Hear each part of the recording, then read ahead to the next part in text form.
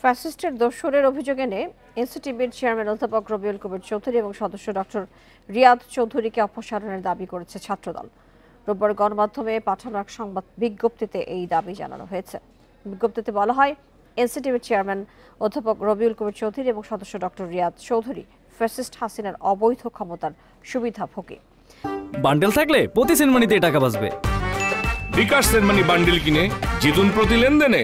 বিজ্ঞপ্তিতে ছাত্রদলের সভাপতি রাকিবুল ইসলাম রাকিব এবং সাধারণ সম্পাদক নাসিরউদ্দিন নাসির জানান, পরবর্তী প্রজন্মকে জুলাই আগস্টের গণ অভ্যুত্থানের তাৎপর্য সম্পর্কে অবহিত করার অন্যতম প্রধান দায়িত্ব পালন করতে হবে এনসিটিবিকে। কিন্তু এনসিটিবির কর্তা ব্যক্তিরা এখনো ফ্যাসিবাদকে লালন করছে।